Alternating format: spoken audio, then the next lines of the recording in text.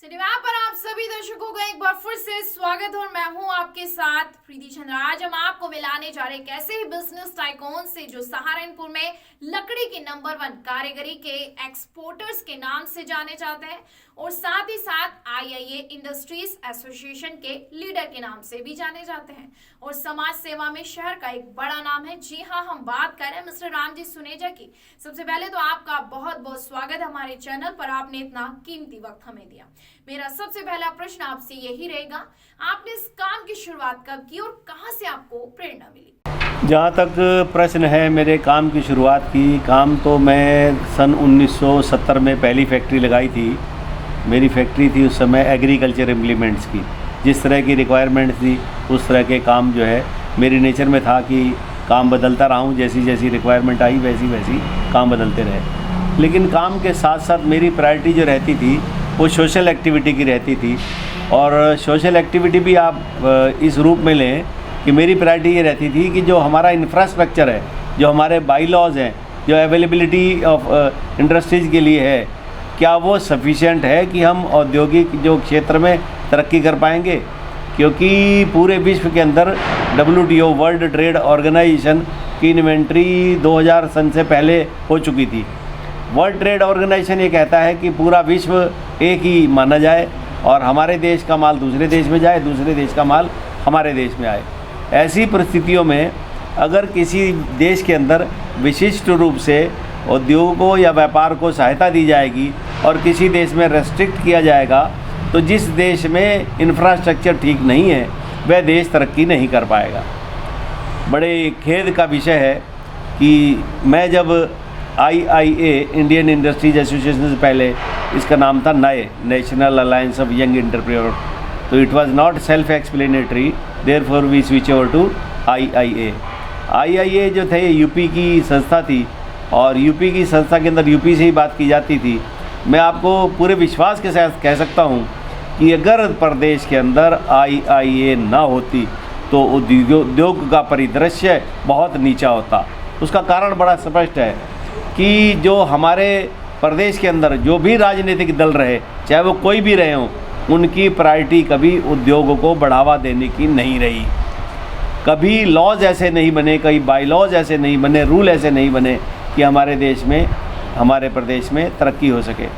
इसी के साथ ही अपने देश की बात हम करें तो आप लोग सुनकर के हैरान होंगे कि हमारे देश के अंदर जो लॉज हैं उनमें 60% 65% लॉज अबंडेंट हैं। वो कानून जो है वो that can not be carried out, वो चल ही नहीं सकते। पूरे विश्व के अंदर कोरिया एक ऐसा कंट्री था, मैं आपको बताऊं, कोरिया में एक प्रोफेसर थे, प्रोफेसर किम।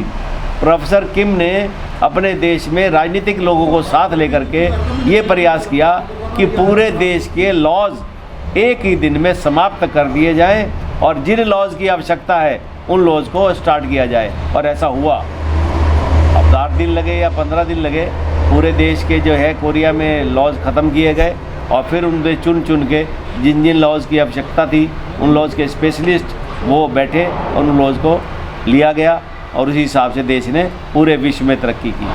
अब मैं आपको बताऊं, हमारी एक संस्था है आईआईए की पेरेंटल बॉडी है, फिस में, दिल्ली में है, federation of micro small and medium enterprises. मैं 2006 में उसका प्रेसिडेंट था। तो मेरे दिमाग में एक ललक उठी कि क्यों ना इसके जो सूत्रधार थे कोरिया के प्रोफेसर किम, उनको बुला करके सहारनपुर में, इंडिया के अंदर, दिल्ली के अंदर एक सेमिनार करवाई जाए। तो मैं आपको बताऊं कि 2006 में प्रोफेसर किम को बड़ी रिक्वेस्ट, बड़ी उसके साथ हमने बुलाया। हालांकि उन्होंने पैसे कुछ भी नहीं लिए कि मात्र 1.5 लाख रुपया लिया जो कि उनका खर्चा था।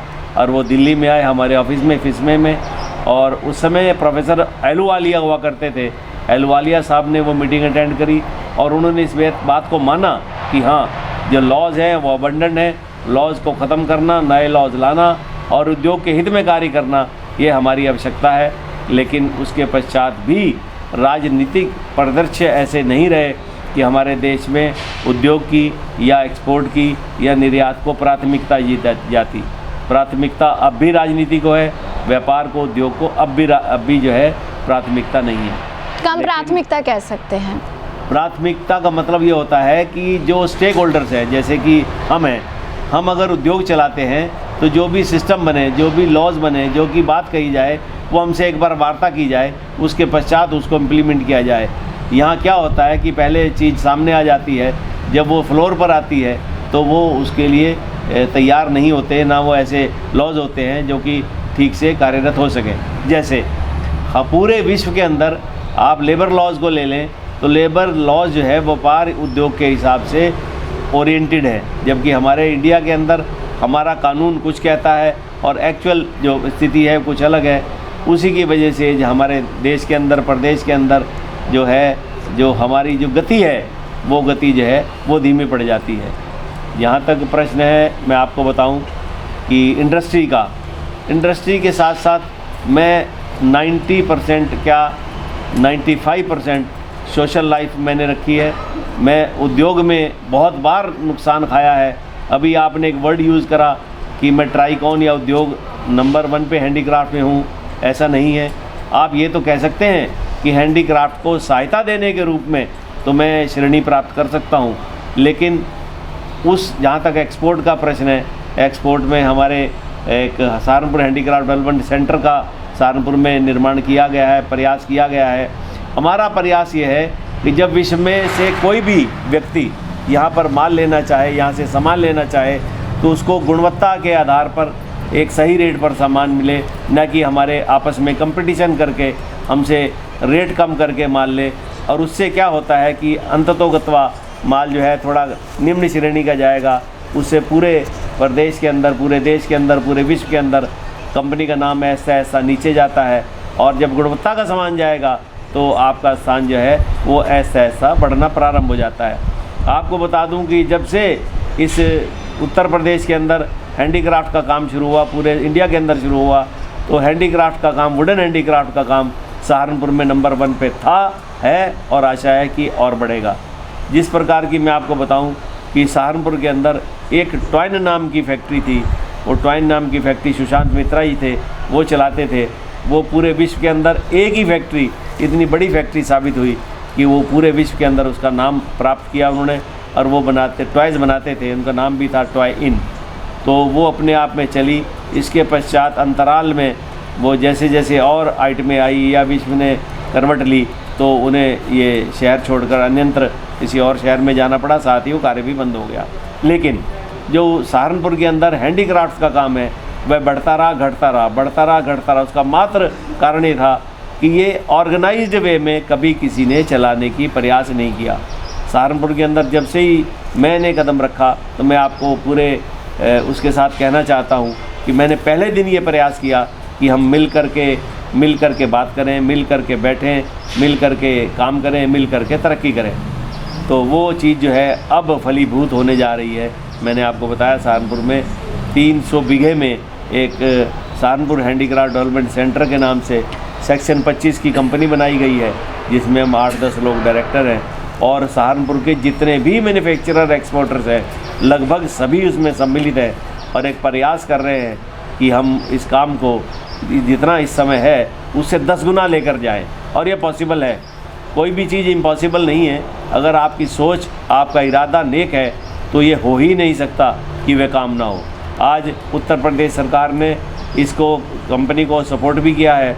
और आपको बता दें कि पूरे प्रदेश के अंदर एक ODOP के नाम से, एक ज़िला एक उत्पाद के नाम से एक स्कीम गवर्नमेंट में चलाई है कि जिस ज़िला के अंदर जो चीज़ अच्छी उत्पादित होती है और जो चीज़ उम्मीद है जिसके बढ़ने की, उसको प्राथमिकता दी जाती है। सहारनपुर में वुडन हैंडीक्राफ्ट को ODOP में लिया गया और ODOP में सहारनपुर के अंदर एक कॉमन फैसिलिटी सेंटर का निर्माण होना प्रारंभ भी हो चुका है, 50% तैयार भी हो चुका है। लेकिन फिर भी राजनीतिक इच्छा शक्ति जो है कभी डगमगाती है तो कभी सकारात्मक चलती है। आज की तारीख में सकारात्मक चल रही है और हम ये आशा करते हैं कि 2 या 2.5 वर्ष के अंदर अंदर वह जो क्लस्टर है वो निर्माण हो जाए। ये मैं इस बेस पे कह रहा हूँ कि कोई, जब आप बात कहते हैं कि 10 गुना हो जाएगा, उसका कोई ना कोई बेस होना आवश्यक है। बिल्कुल, वो बड़ा सीधा सा बेस है कि पूरे विश्व के अंदर चाइना ने पूरे वर्ल्ड पे कब्जा किया। उसका मात्र कारण था कि चाइना ने जितने भी कार्य किए हैं वो सब क्लस्टर के रूप में किए। उद्योग अगर लगाए तो एक ही स्थान पर 50, 100, 200 फैक्ट्रीज लगाई और वो क्लस्टर बना और फिर वो कामयाब हुआ। इंडिया के अंदर भी ये प्रथा ODOP से चालू हुई और इंडिया में नेशनल स्तर पर भी 400 क्लस्टर जो छाटे गए हैं उसमें भी सहारनपुर के शहद को लिया गया है और उत्तर प्रदेश सरकार ने ODOP में हमारे लकड़ी के कार्य को लिया है। तो मैं समझता हूँ कि ये निश्चित रूप से कामयाब होगा और ये बहुत ज़्यादा तरक्की करेगा। और जहाँ तक प्रश्न है सोशल लाइफ का, सोशल लाइफ में मैं आपको बता दूँ, मैं नित्य प्रतिदिन कुछ न कुछ प्रयास करता रहता हूँ। IAE के पश्चात में फिश में फेडरेशन जो है उसका अध्यक्ष रहा दिल्ली के अंदर ये जो हम लाए थे प्रोफेसर किम को, उनको लाए। उसके पश्चात एक एसोसिएशन है उसमें world union of small enterprises, वो है सैन मेरिनो में इटली में, उसमें मैं इस समय इंडिया का उनका रिप्रेजेंटेटिव हूँ। और अपने देश की जो ज़रूरतें हैं, जो बातें हैं, जब तक हम मिल के बैठेंगे नहीं, एक सोच को बढ़ाएंगे नहीं, तब तक हम कभी भी तरक्की नहीं कर सकते। मैं समझता हूँ कि जिस प्रकार से आज हम कोशिश कर रहे हैं, ये जो है प्रयास हम सफल होंगे। और आपने जो लास्ट में आपको जो बेस क्वेश्चन आपने पूछा था उसका जवाब दे दूँ कि मैं इस काम में कैसे आया। जब मैं अपने काम में था तो मेरी फैक्ट्री थी RCC पाइप की, उसके पश्चात हैंडीक्राफ्ट का काम जो है प्रथम जो है इसका जो एग्जीबिशन लगा दिल्ली के अंदर लगा, उस प्रथम एग्जीबिशन में मैंने भाग लिया और उस समय बहुत ही कम बिजनेस हुआ करता था। तो जो एग्जीबिशंस एक्सपोर्ट प्रमोशन काउंसिल ने प्रारंभ की, हर वर्ष 2 एग्जीबिशन लगती थी, तो उन एग्जीबिशन की वजह से ये काम बढ़ना प्रारंभ हुआ और पूरे देश में हैंडीक्राफ्ट्स के पॉकेट्स बने हुए हैं। उन सब जगह पर अलग अलग कार्य होता है, जैसे कि हमारे सहारनपुर में वुडन हैंडीक्राफ्ट है, उसके बराबर में बेट है, उसमें लोहे की घंटियाँ बनती हैं और वुडन हैंडीक्राफ्ट में बिजनौर भी है। इसी के साथ साथ आपका मुरादाबाद है, मुरादाबाद में और आगे और भी बहुत सारे क्लस्टर्स हैं जहाँ पर हैंडीक्राफ्ट के काम हो रहे हैं। और हमारे देश की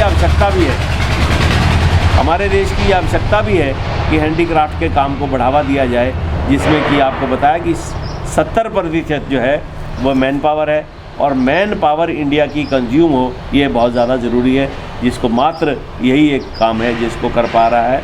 और इसमें प्रॉफिटेबिलिटी जो है वो अच्छी है, बशर्ते कि हम मिलजुल के इस काम को करें, जो कि प्रयास चल रहा है और कामयाबी की ओर अग्रसर है। जब आपने इस काम की शुरुआत की तो काफी समय भी लगा होगा जमने में, थोड़ा सा विस्तार से बताएं। शुरुआत में बहुत सारी दिक्कतें आई, क्योंकि किसी भी काम को शुरुआत करने में मैं आपको बता दूं कि पहले जो काम होता था वो एक रिप्रेजेंटेटिव जो बाइंग एजेंट्स हैं उनके माध्यम से होता था, सीधा माल बहुत कम जाता था। तो हमने प्रयास किया सहारनपुर में कंटेनर डिपो खुलवाने का, तो जनता रोड पर सहारनपुर में कॉमन खोला गया कंटेनर डिपो, तो सहारनपुर से कंटेनर जाने प्रारंभ हुए। तो यहाँ से जो है आप समझ लीजिए लगभग 400-500 करोड़ का एक्सपोर्ट था, पहले तो 300 ही करोड़ का था, तो बढ़ते बढ़ते 600 करोड़ हुआ, 700 करोड़ हुआ, फिर 1000 करोड़ के लगभग पहुँचा। और कोविड से ठीक पहले ये काम जो है कम होना प्रारंभ हुआ। लेकिन बड़ी अच्छी बात ये रही कि चाइना से पूरे विश्व ने मुँह मोड़ लिया था, इसलिए सहारनपुर को उसका बहुत ज़्यादा इफेक्ट नहीं हुआ और काम दोबारा से उठ खड़ा हुआ। और आज भी सहारनपुर से 1000 करोड़ का डायरेक्ट और 1000 करोड़ का लगभग इनडायरेक्ट जो है बिजनेस है। और मैं समझता हूँ कि ये काम 10 गुना होना चाहिए। क्यों? उसका कारण बड़ा सीधा है कि पूरे विश्व में जितने बायर हैं उसके केवल 5% बायर ऐसे हैं जो सहारनपुर से माल ले रहे हैं। ज्योग्राफिकल इंडिकेशन प्राप्त होने के बाद पूरे विश्व में ये तय पाया गया कि हैंडीक्राफ्ट, वुडन हैंडीक्राफ्ट का काम सहारनपुर से ही प्रारंभ हुआ, सहारनपुर ही इसका GI है, तो लोग इसकी ओर आकर्षित हो रहे हैं। लोगों के जो मेले में भी ये बात पूछी जाती है और लोग यहाँ आ भी रहे हैं। और विशेष बात यह है कि यहाँ पर जो कनेक्टिविटी थी वो बहुत कम थी, सड़क के साधन बहुत ख़राब थे। अब सड़क भी अच्छी बन रही है और सहारनपुर में एक हवाई अड्डा बनने जा रहा है, उससे ये काम भी बढ़ेगा, बाय डायरेक्ट हमारे पास आ सकेगा। तो बीच के जो चलता है मामला, आपको वो वर्ड यूज़ नहीं करना चाहता मैं, वो समाप्त होती है, काम कई गुना बढ़ जाएगा, ऐसी आशा है। लकड़ी की कारीगरी का जो सामान है उसका एक्सपोर्ट जब हम करते हैं तो इंडिया की उसमें कितनी भागीदारी है और एक्सपोर्ट मुख्य किन किन देशों में होता है, थोड़ा विस्तार से बताइए। इंडिया में जो हैंडीक्राफ्ट का काम है वो सबसे अधिक जो काम है वो है जोधपुर में। जोधपुर के बाद सेकंड नंबर जो आता है मुरादाबाद का। मुरादाबाद के बाद और बहुत से ज़िले हैं जिनका नंबर आता है, लेकिन सहारनपुर का नंबर जो है वो मुख्यतः लगभग 30-40 नंबर के बाद आता है। उसका कारण यह है कि हम लोग संगठित कभी नहीं रहे। जिस दिन हम संगठित हो गए, ये मैं समझता हूँ कि इसका नंबर जो है, नंबर पहले के मुकाबले हम जा सकते हैं। क्योंकि बड़ी अजीब बात यह है कि जोधपुर में जो लकड़ी का काम हो रहा है वह सहारनपुर के कारीगर कर रहे हैं। मेरी याददाश्त में जब मैंने काम शुरू किया था सन 2000 में, तो 25% माल जोधपुर में कच्चा यहाँ से बनकर जाता था। इसके पश्चात हमारे सहारनपुर के कारीगर जोधपुर चले गए, यहाँ से एक एक दो दो कारीगर जाते रहे। इस समय जोधपुर में सहारनपुर के लगभग 1000 कारीगर हैं और वो कारीगर यहाँ वापस नहीं आना चाहते। फिर वही परिस्थिति पैदा होती है, यहाँ पर ये उद्योग संगठित रूप से ऑर्गेनाइज्ड वे में नहीं है, इनऑर्गेनाइज्ड वे में है। आपस में ही हम लड़ते मरते मुकाबला करते रहते हैं। जिस दिन लोगों की समझ में आ गया इकट्ठे खड़े हो, इकट्ठे रहो, इकट्ठे व्यापार करो, इकट्ठे एक्सपोर्ट करो, उस दिन से हम होंगे सक्सीड भी हम इकट्ठा ही करेंगे। ये एक हमारा IAE का नारा भी है, come together, stay together, work together, succeed together. ये फार्मूला अभी पीछे एक सेमिनार हुई थी सहारनपुर के अंदर, वहाँ पर जो डॉक्टर राकेश कुमार जी जो MD आए थे, उन्होंने भी यही फार्मूला दिया कि आप ये तय समझ लें कि जब तक आप इकट्ठे होके मिलजुल के बैठ के आपस में व्यापार को डिस्कस करके कार्य नहीं करेंगे, तब तक आप कामयाब नहीं हो सकते। लेकिन हाँ, अब ये बात समझ आनी प्रारंभ हो गई है और कोई भी समय देर नहीं होती। मैं समझता हूँ कि अब भी अगर समझ आ जाए तो हम कामयाब हो सकते हैं और सारी चीज़ों को पार पा सकते हैं। हाँ, परिदृश्य है वो उद्योग की फेवर में है, इसमें कोई दो राय नहीं है। तो हैंडीक्राफ्ट में एक्सपोर्ट की इंडिया की कितनी भागीदारी और सहारनपुर का कितना हिस्सा है? पूरे विश्व का अगर आप बात करते हैं हैंडीक्राफ्ट के एक्सपोर्ट की, तो भागीदारी बहुत कम है, सिर्फ 20% भी नहीं है, 10% के लगभग है। और इंडिया में जो सहारनपुर की भागीदारी है वो हमें कहते हुए शर्म आती है, नगण्य है।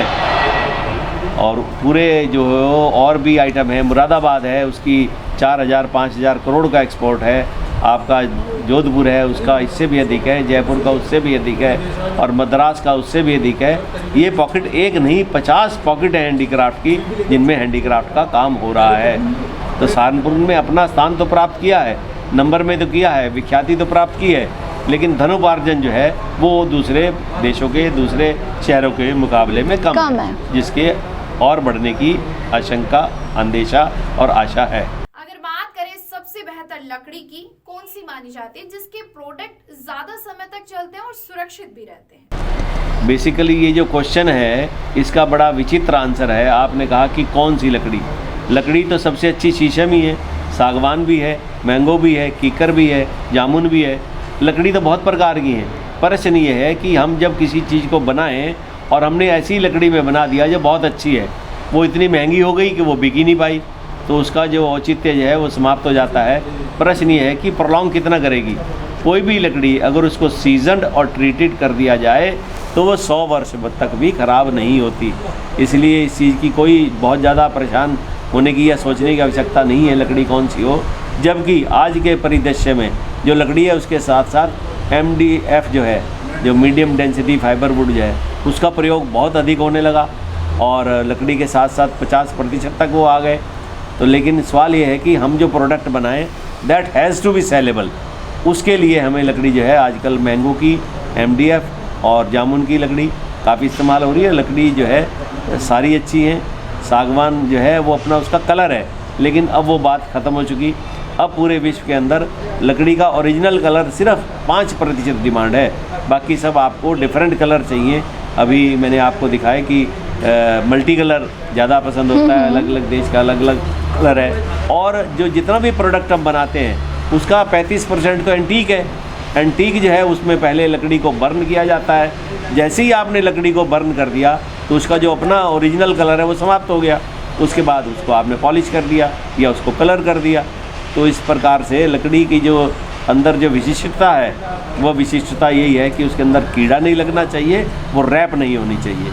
ये दोनों चीज़ें तभी ठीक हो जाती हैं जब उसको सीजनड करते हैं, ट्रीटेड करते हैं। और बहुत अच्छी बात यह है कि सहारनपुर के अंदर आज अंदाजन ये समझ लीजिए कि पहले 2 सीजनिंग प्लांट थे, आज 100 सीजनिंग प्लांट हो चुके हैं। सीजनिंग और ट्रीटमेंट का काम बहुत अच्छा है। और जहाँ तक इस कारोबार का है, पूरे व्यापार को एक सपोर्ट की आवश्यकता है। वो इसलिए है कि इसमें जो कामगार हैं, जो बहुत छोटे छोटे कारखाने हैं, उनको सरकार की सपोर्ट की आवश्यकता है, जो कि अब मिल भी रही है, ऐसा नहीं कि नहीं मिल रही है। आज से 3 रोज़ पहले एक कारखाने में आग लग गई तो मेरे को इनका एक फ़ोन आया हैंडीक्राफ्ट से कि भैया आग लग गई है लेकिन सरकार की ओर से कोई सपोर्ट नहीं है, तो हमें चाहिए कि हम इंश्योरेंस करवाएं। तो सरकार से वार्ता हुई, वार्ता करने के बाद हमने उनसे कहा कि जितने भी छोटी कारीगर हैं उनका क्यों ना आप इंश्योरेंस करवा दें। तो अब एक कवायद चल रही है कि जितने भी हैंडीक्राफ्ट के छोटे छोटे कारखाने हैं, अगर वो GST का रजिस्ट्रेशन करवा लेते हैं तो उनको इंश्योरेंस फ्री मिल जाएगा। एक हाथ दो एक हाथ लो। अगर आप GST में रजिस्ट्रेशन कराते हैं तो कुछ टैक्स आप देंगे अवश्य, तो आपको मुफ्त का इंश्योरेंस मिल जाएगा, जिससे किसी भी आपदा के समय में, फायर में, थेफ्ट में आपको उसका बेनिफिट मिल सके और आप दोबारा खड़े हो सकें। विदेशों में जो ज्यादातर प्रोडक्ट होते हैं, किस तरह की डिमांड आती है विदेशों से? विदेशों में आजकल जो चल रहा है वो यूटिलिटी और डेकोरेटिव 2 तरह की आइटमें हैं। तो बहुत ज़्यादा जो चल रही हैं वो डेकोरेटिव चल रही हैं। जैसे वॉल हैंगिंग्स हैं, आपने देखा वॉल हैंगिंग्स जो हैं वो हमारे देश के अंदर बहुत कम यूज़ होते हैं। वॉल को जो है हम लोग बहुत कम सजाते हैं, ये एक ह्यूमन मेंटेलिटी है। विदेशों के अंदर बहुत ज़्यादा सजाते हैं, हर चीज़ के बारे में उनके अंदर एक विशिष्ट सोच रहती है। आज अभी आपको मैंने दिखाया कि पेट जो फीडर था डॉग के खाना खाने के लिए, उन्होंने एक बर्तन रखा स्टेनलेस स्टील का। इसी तरह जो उसके लिए पेट का एक स्क्रीन बनाया, वो भी बहुत ज़्यादा चल रहा है, इसकी डिमांड बहुत ज़्यादा आ रही है। इसी तरह से रूम को डिवाइड करने के लिए एक स्क्रीन होता है, वहाँ पर उसको कहते हैं रूम डिवाइडर, उसकी बहुत ज़्यादा प्रथा है। इसी प्रकार से जो अलमीरा है वो भी वो लोहे का अलमीरा, स्टील का अलमीरा उनकी लाइटिंग में नहीं है। ज़्यादातर जो है विदेश में लकड़ी के ही अलमीरा यूज़ किए जाते हैं और उनका बहुत ज़्यादा चलन है। और किचन के अंदर भी ज़्यादातर जो बॉक्सेज हैं वो भी जो है वुडन के यूज़ होते हैं और लोहे का बहुत कम चलन है। एक और प्रश्न आपसे करना चाहूंगी, कुछ उतार चढ़ाव भी हुए होंगे जिंदगी में जब आपने काम की शुरुआत की, तो थोड़ा सा विस्तार से बताइए हमारे दर्शकों को। जहाँ तक प्रश्न है मेरी लाइफ में उतार चढ़ाव, तो मेरी लाइफ में तो मैं आपको बता दूँ सन 1970 से आज तक उतार चढ़ाव ही चल रहे हैं। उसका कारण ये रहा कि सन 70 में जब हमने पहली फैक्ट्री लगाई एग्रीकल्चर इम्प्लीमेंट्स की, उसके पश्चात जो है वह जो है करनाल से और आसपास से काफ़ी माल आ जाता था। तो मुझे एक और प्रोडक्ट का पता लगा, उसका नाम था RCC पाइप, जिसकी बहुत ज़्यादा अच्छी डिमांड थी। तो मैंने RCC पाइप की फैक्ट्री लगाई। लेकिन दुर्भाग्य का बात है कि बात 1986 की है। तब उत्तर प्रदेश सरकार ने बिजली के कनेक्शन देने बंद कर दिए। उधर से हमने उत्तर प्रदेश सरकार से लोन ले लिया था, तो 3-4 वर्ष तक वो फैक्ट्री यूं ही चलती रही और वो स्टार्ट ही नहीं हो पाई। जब वो स्टार्ट हुई तो सरकार की परचेज पॉलिसी बदल गई, तो 3-4 साल चलाने के बाद में मुझे स्विच ओवर करना पड़ा और मैंने रबर मैट्रेसेस की फैक्ट्री लगाई। रबर की यहाँ तक फैक्ट्री का प्रश्न है, अगर आपको ध्यान हो, सन 2090 के अंदर क्वायर का गद्दा आ गया और डॉक्टर्स ने ये कहना प्रारंभ कर दिया कि रबड़ का जो गद्दा है वो बंद हो जाएगा, क्वायर का गद्दा चलेगा। तब मैं क्योंकि इंडस्ट्री एसोसिएशन में था, मैंने पता किया तो ये पता पाया कि एक फैक्ट्री क्वायर की जितना माल प्रोड्यूस करती है उतनी रबड़ की 10 फैक्ट्रियों में प्रोड्यूस होता है, और जितना कॉस्ट करता है रबड़ का जो गद्दा है उससे डबल कॉस्ट करता है। तो मैंने जो है रबड़ की जो गद्दे की फैक्ट्री थी इमीडिएट स्विच ओवर करा, उसको बंद कर दिया और फिर मैं हैंडीक्राफ्ट का काम में इसलिए आ गया कि क्योंकि एसोसिएशन में थे, रोज़ कहीं ना कहीं आना जाना लगा रहता था। निर्यात मुझे अच्छा लगता था और निर्यात को हमने प्रारंभ किया। सबसे पहला जो ऑर्डर प्राप्त हुआ वो जो दिल्ली में एक फेयर लगता है, ट्रेड फेयर जो लगता है, जो रेगुलर ट्रेड फेयर है, उसमें USA की कंपनी ने एक पहला ऑर्डर जो दिया वो दिया 11,000 रुपये का। जो आपने देखा होगा अखरोट के एक दाने के अंदर कीड़ा चलता है, उस कीड़े का ऑर्डर दिया था जो जयपुर में बनता है, वो भी एक विचित्र आइटम है। वो उसका हमें ऑर्डर प्राप्त हुआ। वहाँ से जब हमारी शुरुआत हुई तो फिर हमने अपनी फैक्ट्री सहारनपुर में लगाई। आयरन हैंडीक्राफ्ट से हमने काम प्रारंभ किया। आयरन हैंडीक्राफ्ट में कास्ट आयरन की आइटमें, लालटेन बनानी प्रारंभ की।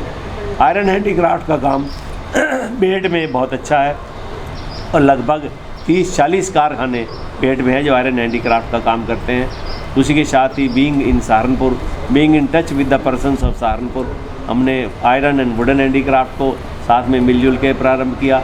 तो सन 2000 में वुडन हैंडीक्राफ्ट का काम जो है पूरी रूप से प्रारंभ कर दिया। और उसके बाद वुडन हैंडीक्राफ्ट में रहे। सबसे पहले हमारी फैक्ट्री थी जनता रोड पर, संत के नाम से थी। उसके पश्चात अब ये दिल्ली रोड पे आ गए। उसका कारण था कि आज कंप्लायंस का ज़माना है। अगर आपने की फैक्ट्री ने कंप्लायंस नहीं की तो आपको ना तो ऑर्डर मिलेंगे, ना आपको काम ठीक से हो पाएगा। हमारी जो फैक्ट्री स्थित है वो इंडस्ट्रियल एस्टेट में, हमारे बाहर की सड़क 60 फुट चौड़ी है जहाँ कंटेनर मुड़ सकता है। इसलिए हमें अब ये अधिकार प्राप्त है, जो कंटेनर आए हमें एक्साइज वालों को बुलाने की ज़रूरत नहीं है। हम अपना कंटेनर स्वयं सील कर देते हैं और हमारा कंटेनर चला जाता है। ये तभी सुविधा प्राप्त होती है जब आप इंटरनेशनल जो लॉज हैं, जो सिस्टम है, उनका कंप्लायंस करें। और यहाँ पर अगर 200 फैक्ट्री हैं तो 20-25 फैक्ट्री हैं ऐसी जो कंप्लायंस कर रही हैं और जिनका कार्य पहले से बहुत अच्छा है और बढ़ने की उम्मीद है। तो आपका मेंटोर कौन रहा होगा? जो मुकाम आपने हासिल किया उसका श्रेय आप किससे देंगे? इसका श्रेय जो जाएगा वो हमारे साथ हमारे मित्र हुआ करते थे, शेख फैज़ान अहमद। उनका काम था वुडन हैंडीक्राफ्ट को, मेरे मित्र थे, उन्होंने सपोर्ट किया। और जो मेन श्रेय जाता है वो जाता है श्री रमेश खन्ना जी को। रमेश खन्ना जी सहारनपुर के अंदर हैंडीक्राफ्ट्स के एक बहुत बड़े ट्राइकॉन, मुझे न कहा कि उन्हें ट्राइकॉन कहना चाहिए, लेकिन वो उसके बाद यूएसए चले गए। हाँ, हालांकि यूएसए में जाने के पश्चात आज फिर वो सहारनपुर में वापसी आ चुके हैं। उनका बेटा अब काम कर रहा है। उम्र दराज होने की वजह से उन्होंने काम जो है वो उन्होंने अपने बेटे को ट्रांसफ़र कर दिया। ऐसी परिस्थितियाँ मेरी भी हैं। मेरा काम भी जो है, जितनी मैं आपसे बात कर रहा हूँ, बिजनेस में मेरा जो योगदान है वो सिर्फ 20% है। 60-70% मेरा काम जो है वो सोशल एक्टिविटीज़ को देखना है कि प्रदेश के अंदर या देश के अंदर ऐसी क्या परिस्थितियाँ हैं, ऐसा क्या किया जाए कि ये काम बढ़े। जैसे कि अगर क्लस्टर बन जाता है तो ये काम बढ़ जाएगा, तो उसके लिए क्लस्टर के लिए हम प्रयासरत हो गए और उसमें कामयाब होने की परिस्थिति में हैं। मिस्टर राम जी सुनेजा, आपने जीवन भर खुद के अलावा समाज के लिए, खासकर उद्यमियों के लिए बहुत संघर्ष किया उद्योग के क्षेत्र में, तो इस बारे में आपका क्या कहना है? जीवन उतार चढ़ाव का नाम है। बिल्कुल सेटिस्फाइड हैं हम अपनी लाइफ से कि जो किया। ऐसे ऐसे काम करने पड़े कि आप सोच भी नहीं सकते। थोड़ा विस्तार से बताइए। के अंदर एक प्रोविडेंट फंड के अधिकारी थे, उन्होंने स्पष्ट रूप से हमारे से पैसे मांग लिए, जो कि मुझे बहुत अखरा। और मैंने ये ऐलान कर दिया कि आप सहारनपुर में नहीं रह पाएंगे। जब मैंने ये ऐलान किया, मेरी आदत थी, मैं जब भी कभी ऐसी परिस्थिति देखता था तो मैं बड़ी विचित्र काम किए हैं। मैंने गवर्नमेंट के एम्प्लॉइज़ को, इलेक्ट्रिसिटी के डिपार्टमेंट के जूनियर इंजीनियर को 2-3 को ट्रांसफ़र किया और कह दिया कि you are hereby transferred from Saharanpur, और गवर्नमेंट को वो बात माननी पड़ी। हालांकि ये जो बात मैं आपको एक आधे सेकंड मिनट के अंदर कह गया, इतना टफ जॉब था, मैं खुद भी नहीं सोच सकता। जब प्रोविडेंट फंड के अधिकारी को मिस्टर रस्तोगी थे, मुझे नाम भी ठीक से याद है उनका, जब ये परिस्थिति सामने आई, जैसे ही मैं ये कह के अपनी बात करके पीछे हटा तो मेरे दोस्त ने बताया कि भैया गलती हो गई। मैंने कहा भाई क्या गलती हो गई? उन्होंने बताया कि ये प्रोविडेंट फंड है। मैंने कहा क्या हुआ? कहने लगा प्रोविडेंट फंड सेंट्रल गवर्नमेंट का डिपार्टमेंट है और सेंट्रल गवर्नमेंट के डिपार्टमेंट जो है उनकी जो भी बात सुनी जाएगी वो सेंट्रल गवर्नमेंट ही सुनेगी, और आपने गलत जगह हाथ रख दिया। क्यों? कि ये जो अधिकारी है ये पूरे उत्तर प्रदेश की यूनियन का जनरल सेक्रेटरी है, तो ये तो हो ही नहीं सकता जो कसम आपने, जो बात आपने कही है वो पूरी हो जाए। तो मैं इस इंटरव्यू के माध्यम से बताना चाहता हूँ कि उस रात में ठीक से सो नहीं पाया, क्योंकि मैं चाहता नहीं था, मैंने सोचा भी नहीं था, क्योंकि मैं कदम जो उठाता था अपने कदम को ये सोच के तोल के उठाता था कि मेरा कदम सही होना चाहिए ताकि मैं कामयाब हो सकूं। तो मैंने अगले दिन ये दोबारा से सोचा और मैंने अपने दिमाग के अंदर इस प्रण को पूरा करने की चेष्टा करते हुए मैंने अपने कार्य को प्रारंभ कर दिया। मैंने उसी समय आई अभी प्रारंभ भी हुई थी, शुरुआती की बात है। मैंने लखनऊ फ़ोन किया, मैंने बताया कि ऐसे ऐसे एक मामला है। तो उन्होंने कहा कि जो लेबर कमिश्नर है, जो प्रोविडेंट फंड का हेड ऑफिस है यूपी का, वो कानपुर में है, तो लखनऊ ना होकर बात कानपुर करनी पड़ेगी। जब मैंने कानपुर वालों से बात की, लखनऊ वालों ने कानपुर वालों को बताया, तो उन्होंने प्रोविडेंट वालों से बात की।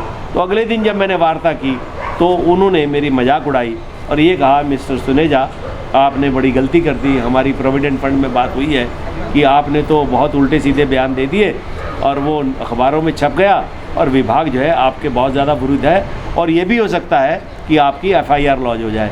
इसलिए ये तो आप मुगालता दिमाग से निकाल ही दीजिए कि आप उनका ट्रांसफ़र कराएंगे या आप लखनऊ या कानपुर में आके सरकारी नुमाइंदों से मिलेंगे, तो आप वहीं सुरक्षित रहें, इतना ही आपके लिए काफ़ी है। इतनी बात सुनने के बाद मैं उसी समय रात की ट्रेन में बैठा और रात की ट्रेन में बैठ के मैं लखनऊ आ गया। लखनऊ आने के बाद मेरे दोस्तों ने एक दो ने साथ दिया, कहा भाई ये TDS जॉब जो आपने पकड़ लिया है बहुत मुश्किल है, कहाँ जो पूरी यूनियन का जनरल सेक्रेटरी और आप उसे ट्रांसफ़र करने की बात कर रहे हैं, वो भी एक स्लोगन से कि you are hereby transfer, it is not possible at all. तो मैं आपको बताना चाहता हूँ कि मैं उसी समय कानपुर आया। कानपुर आने के बाद फिर मैं IAE के लोगों के पास गया, उनसे बात की। तो सुनील वैश्य ने मेरे को कहा, सुनेजा जी देखिए आप दृढ़ संकल्प है, मुझे पता है, लेकिन क्या मुश्किल है, फिर भी चलिए प्रयास करते हैं। उन्होंने उसी समय खन्ना जी से बात की, तो खन्ना जी ने अगले दिन सुबह का टाइम दिया और ये कहा कि वैसे तो मैं मिलना नहीं चाहता, लेकिन फिर भी आप मिलना चाहें तो आएँ। सुनील वैश्य जी को कहा कि घर पे आप साथ ना आएँ, हमारी क्या स्थिति रहेगी हमें पता नहीं है, आप उन्हें भेज दें। हाँ, ये हम वायदा करते हैं कि हम उन्हें सुरक्षित वापस भेज देंगे। तो सुनील वैश्य ने मेरे से कहा, सुनील जी आप मत जाइए, आपके विरुद्ध तो मुकदमा दायर होने की बातें चल रही हैं और उन्होंने ये वायदा किया है कि आपको वहाँ से सुरक्षित भेज देंगे। मैंने कहा आप मेरी चिंता मत कीजिए, घर जाऊँगा या जेल जाऊँगा या वो ट्रांसफ़र होंगे, ये मेरे दिमाग में तय कर रखा है। तो अगले दिन जब मैं खन्ना जी के सामने गया तो कमिश्नर थे, वो लेबर कमिश्नर, बहुत ज़्यादा गुस्से में बोले। गुस्से में आके उन्होंने मुझे बताया कि आपने बहुत गलत निर्णय लिया है, बहुत बड़ी गलती की है। तो मैं आपको बता दूं, मेरा एक तरीका है काम करने का, क्योंकि मैं सही था, मैं बिल्कुल शांत बैठा रहा, बोलता रहा, बोलते रहे। जब वो बोल के थक गए तो मैंने उनसे कहा, मैं कहा सर और कुछ, मैं अब क्या बोलूँ, तुम तो वहाँ तो बहुत बोल रहे थे, यहाँ गूंगे होके बैठ गए हो। मैं कहा सर मैं गूंगा नहीं हूँ, मैं सिर्फ एक बात कहना चाहता हूँ कि अगर मेरा कदम ठीक है, ये अधिकारी आपके विभाग की छवि को मेरे से अधिक खराब कर चुका है, तो कृपया मेरी बात को डिटो करें, अन्यथा मेरे लिए जो सजा है उसके लिए मैं तैयार हूँ।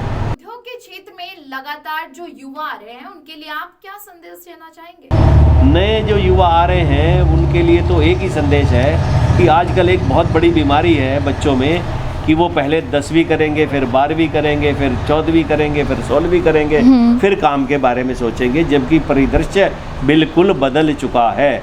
आज आवश्यकता इसकी है कि जैसे ही आपने 10th कर लिया या इंटरमीडिएट कर लिया, you have to decide your fate कि आपने आगे चलकर क्या बनना है, क्या करना है, उसी क्षेत्र में कार्य करें। इतनी पॉसिबिलिटीज़ हैं इंडिया के अंदर काम करने की। आपको पता होना चाहिए कि आज पूरे विश्व के अंदर इंडिया के डॉक्टर, इंडिया के इंजीनियर, इंडिया के कंप्यूटर के चलाने वाले, इंडिया के अंदर जितने भी टेक्नोलॉजी के उसके विषय क्षेत्रों के इंजीनियर, अधिकतर लोग इंडिया के हैं।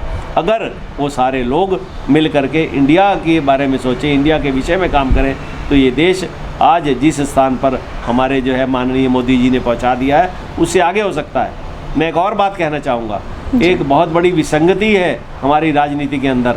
ये एक भाजपा है, एक सपा है, एक बसपा है, कांग्रेस है, विभिन्न पार्टियां हैं। मैं इस माइक के माध्यम से बताना चाहता हूं कि मोदी जो है वो भाजपा नहीं है। मोदी एक अवतार हैं जिन्होंने इस देश को सुधारने की बात की। हाँ, वो भाजपा के माध्यम से इस देश के प्रधानमंत्री बने। हमारे देश के अंदर सबसे बड़ा दुर्भाग्य है कि हम ये नहीं सोचते कि हमारी जो विश्व छवि है उसकी क्या परिस्थिति होगी। अगर आज हमारे देश के प्रधानमंत्री मोदी जी बन गए हैं तो हमें ये पता होना चाहिए कि वह भाजपा के हैं या कहीं के भी हैं, लेकिन आज वो हमारे देश के प्रधानमंत्री हैं। मैं इस विषय में एक आपको बात बताना चाहूँगा, मुझे याद आ गई। आज से 10 वर्ष पूर्व जब मनमोहन सिंह जी इस देश के प्रधानमंत्री थे, तो मनमोहन सिंह जी ने ये वर्ड यूज़ किया टीवी पे, मैं टीवी देख रहा था, NDTV पर था वो, कि महंगाई नहीं बढ़ेगी। इस प्रकार का एक स्लोगन दिया था उन्होंने, मनमोहन सिंह जी ने। तो जो हमारे NDTV के जो समाचार देने वाले थे, उन्होंने वर्ड यूज किया, मनमोहन ने कहा महंगाई नहीं बढ़ेगी। मुझे बड़ी अखरी, मैंने उसी समय जो है एक राष्ट्रपति के नाम, एक मेरी संस्था है मानवाधिकार संरक्षण समिति, PRPS, people rights protection society, ये अच्छी आपने बात रखी, मुझे भी बात याद आ गई। मैंने उसी समय एक लेटर राष्ट्रपति के नाम लिखा और लिख करके ये कहा कि हमारे देश के प्रधानमंत्री का नाम इस तरह से नहीं लिया जाना चाहिए। जब एडवोकेट कोर्ट में जाता है तो मी लॉर्ड कहता है, गवर्नर के पास जाता है तो उसे सम्मानजनक के शब्दों से बुलाता है। तो हमारे प्रधानमंत्री के बारे में ये शब्द कहे जाए कि मनमोहन ने कहा महंगाई नहीं बढ़ेगी, तो मैं आपको गर्व के साथ बताना चाहता हूँ कि वो रिट एक्सेप्ट हुई। एक्सेप्ट होने के बाद आप देखते होंगे अब टीवी चैनल्स पे लिखा हुआ आता है कि अगर आपको कोई शिकायत इस चैनल पर की गई बात पर है तो कृपया ब्रॉडकास्टिंग एसोसिएशन के पास अपनी बात दर्ज कराएं। ये उसके पश्चात ही प्रारंभ हुआ। ये मैं समझता हूँ कि मेरे जीवन की बहुत बड़ी उपलब्धि थी। इसी के साथ एक और बात याद आई, वो मैं अवश्य शेयर करना चाहूँगा आज, कि मैं 2000 से पहले लॉयंस क्लब का प्रेसिडेंट था। मेरे साथ पंजाब ट्रांसपोर्ट के जोगिंदर कुमार जी जनरल सेक्रेटरी थे, सहारनपुर के ही एच चड्ढा जी ट्रेजरर थे। जब मेरे सामने $45 का चेक आया कि आप ये चेक साइन कर दीजिए, तो मैं आपको बता दूं कि मैंने वो चेक साइन करने से मना कर दिया। मैंने कहा कि कृपया आप लॉयंस क्लब जो इंटरनेशनल है उसकी बुकलेट को देखिए। तो यहाँ पर सुशील जो अग्रवाल जी थे, वो डायरेक्टर थे इंटरनेशनल, उन्होंने मेरे को फ़ोन पे कहा, सुनेजा आप गलत पंगा ले रहे हो, लॉयंस क्लब इंटरनेशनल है, ये तुम्हारे शहर की या तुम्हारे देश की संस्था नहीं है। अगर आपने $45 नहीं दिए तो आपका क्लब डिफंग हो जाएगा और आपके ऊपर सारी उम्र में लांछन लग जाएगा कि तुम अच्छे अध्यक्ष बने, क्लब ही ख़त्म करके बैठ गए। मैंने कहा भाई साहब मेरे पास टाइम है और मैं इसको कुछ न कुछ अवश्य करूँगा। फिर वही बात हुई, मैं रात को ठीक से नहीं सो पाया क्योंकि मैंने मैगज़ीन देखी थी। उस मैगज़ीन में क्या था कि लॉयंस क्लब ने 2,65,00,000 रुपया इंडिया को डोनेट किया। उसमें वर्ड लिखा था कि इंटरनेशनल लॉयंस ने 2,65,00,000 इंडिया को, उस समय चलता था आई फर्स्ट, आंखों के इलाज के लिए दान दिया। मुझे बड़ा खरा, क्योंकि उससे पहली मैगज़ीन मैंने पढ़ी थी, उसमें लिखा था 2,60,00,000 रुपया इंडिया से मेंबरशिप का एकत्र हुआ। तो मैंने उनसे कहा कि मैं क्या भैया 5 लाख रुपए दिए हैं और 2,65,00,000 दान देने की बात कर रहे हैं, ये नहीं चलेगा, मैं चेक साइन नहीं करूँगा। उन्होंने कहा ठीक है, आपकी इच्छा है, आप देख लीजिए, क्लब आपका डिफंग हो जाएगा। ये मुझे भी पता था क्योंकि मैं लॉ स्ट्रीम का आदमी था, लॉ मैंने कर रखी थी। मुझे पता था कि अगर हम वो नहीं देंगे फीस तो नेचुरली हमारा क्लब डिफंग हो जाएगा। तो ठीक वही बात घटना हुई। मैं रात को ठीक से नहीं सो पाया। सुबह मैं उठा, रात को सुबह वाली ट्रेन पकड़ी, मैं दिल्ली पहुँच गया, एक लेटर बनाया और लेटर में ये सारी बात लिख कर मैं फाइनेंस मिनिस्टर के घर गया।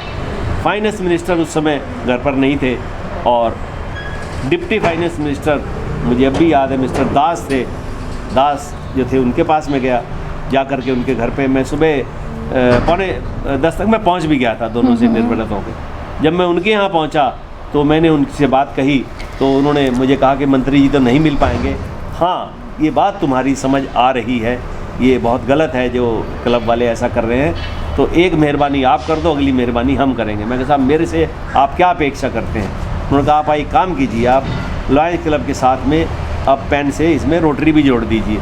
तो मुझे याद है मैंने उसी समय एक डैश लगा के रोटरी भी जोड़ दिया और ये उन्हें जब लेटर दिया उन्होंने कहा भाई अब ये भी बता दो कि इसमें क्या निवारण हो सकता है। आप जो बात कह रहे हो ये तो बाईलॉज तो उसके लॉयंस क्लब के हैं और लॉयंस क्लब इंटरनेशनल है, इंडिया का लॉ चलता नहीं है उस पर, तो ऐसे क्या तरीका है कि इससे निजात भी मिल जाए और आपकी बात भी रह जाए। तो मैंने उनसे कहा कि इसमें कोई बहुत ज़्यादा दिमाग लगाने की आवश्यकता नहीं है, आप सिर्फ ये बंदिश लगा दें कि हम जो डॉलर दे रहे हैं इसका अकाउंट इंडिया में खुल जाए, इंडिया का पैसा इंडिया में यूज़ हो। आप कुछ देना चाहते हैं दीजिए, नहीं देना चाहते तो मत दीजिए।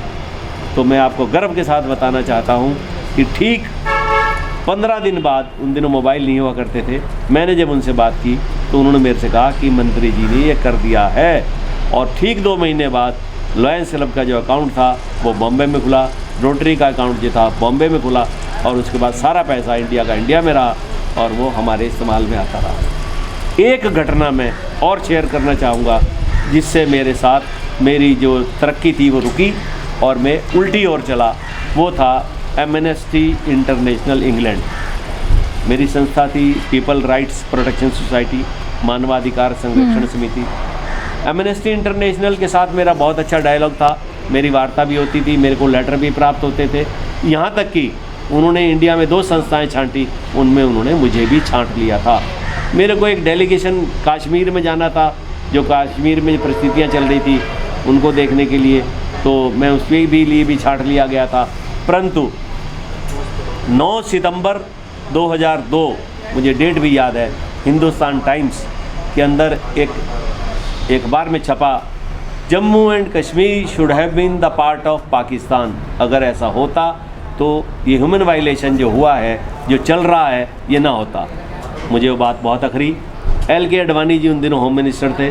मैंने एक लेटर बनाया, लेटर बना करके, उन दिनों फैक्स का ज़माना था, मैंने फैक्स किया दिल्ली के अंदर होम मिनिस्ट्री में। फैक्स प्राप्त होने के बाद मेरी नेचर थी, मैं पीछा करता था। मैंने फ़ोन पे बात की, 1 बार बात की, 2 बार बात की, तीसरी बार उन्होंने कहा कि आप बार बार क्यों फ़ोन कर रहे हैं। वर्ड उन्होंने खैर सम्मानजनक यूज़ करा, सुनेजा जी आप क्यों बार बार फ़ोन कर रहे हैं। मैंने कहा भाई आप देखिए, मैं इस संस्था के साथ जुड़ा हूँ एमनेस्टी के साथ, लेकिन एमनेस्टी का डायरेक्टर ये कह रहा है Jammu and Kashmir should have been the part of Pakistan, तो ये वायलेशन ना होता, आप इसको अपोज कीजिए। उन्होंने कहा कि ये बात अडवाणी जी तक पहुँच चुकी, बात हो चुकी। बात होने के बाद ये तय पाया गया कि हम एमनेस्टी इंटरनेशनल के साथ किसी प्रकार की ये वार्ता नहीं कर सकते, क्योंकि पहले ही एमनेस्टी जो है वो इंडिया के खिलाफ कुछ न कुछ कहता रहता है। हमने कुछ और बात की तो हम इसमें दिक्कत में आ जाएंगे, ये आपकी चॉइस है, आपने क्या करना है। तो मैं आपको बताना चाहता हूँ कि मैंने एमनेस्टी इंटरनेशनल को ये लिखा और लेटर मैंने बाई पोस्ट भेजा, ईमेल उन दिनों चलता था, ईमेल भी किया। और लेटर जब वहाँ प्राप्त हुआ, मैं गर्व के साथ बताना चाहता हूँ कि वहाँ से एपोलॉजी आई, एक्सप्लेनेशन हुआ, और एपोलॉजी में लिखा गया कि डायरेक्टर्स के अपने व्यू थे। मैंने उसमें लिखा कि Amnesty International has no way to decide the jurisdictional decision of the area of that any country. You stand hereby with the human violation. तो आप अपने जो गणतव्य है, जो आपका काम है, उस काम से हटके दूसरी ओर मत जाइए। मैं आपके साथ कार्यरत हूँ, आप इस प्रकार की गतिविधियाँ हमारे देश के विरुद्ध करते हैं तो मैं क्षमा चाहूँगा, मैं आपके साथ जुड़ा नहीं रह सकता। उन्होंने एपोलॉजी तो भेज दी, लेकिन मेरा नाम भी काट दिया। उसके बाद ना तो उन्होंने कोई डाक मेरे को भेजी, उन्होंने अपना रिप्रेजेंटेशन भी मेरे लिए ख़त्म कर दिया, लेकिन मुझे उसमें भी कोई परेशानी नहीं है। प्रश्न ये था कि एक जिस संस्था में हम जुड़े हैं वो हमारे देश के लिए अगर नेगेटिव बोलता है तो हमारा कर्तव्य बनता है तो हम अपने देश के लिए ऐसी परिस्थिति कभी ना आने दें जिससे हमारी गर्दन झुकती हो। तो साफ तौर पर हम कह सकते हैं कि मिस्टर राम जी सुनेजा जी ने जिंदगी में बहुत संघर्ष किया है। हमारी खास बातचीत में उन्होंने अपने पूरे जीवन के इतिहास के बारे में बताया, किस तरीके से उन्होंने इसकी शुरुआत की और इस मुकाम तक कैसे पहुंचे। और उन्होंने खासकर युवाओं के लिए एक संदेश भी दिया कि जब आप 10वीं या 12वीं कर लेते हो, उसके बाद आपके पास कोई ऑप्शन नहीं होता, आप सोच नहीं पाते, आप डिसाइड नहीं कर पाते कि आखिर आपको किस लाइन में सेटल होना है। तो उन्होंने खासकर युवाओं के लिए संदेश दिया कि उसी समय आपको डिसाइड करना है कि आपको किस लाइन में आगे बढ़ना है। आज का इंटरव्यू आपको कैसा लगा, अपने विचार हमारे कमेंट बॉक्स में जरूर दीजिएगा। अगर आपको ये वीडियो पसंद आए तो प्लीज ज्यादा से ज्यादा लाइक करें, शेयर करें और कमेंट करके जरूर बताइएगा। तब तक के लिए धन्यवाद।